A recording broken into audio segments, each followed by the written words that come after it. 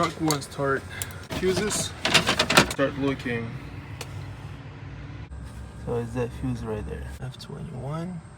So it's touching the frame and it shows 12.6 tight. Oops, that's probably the problem.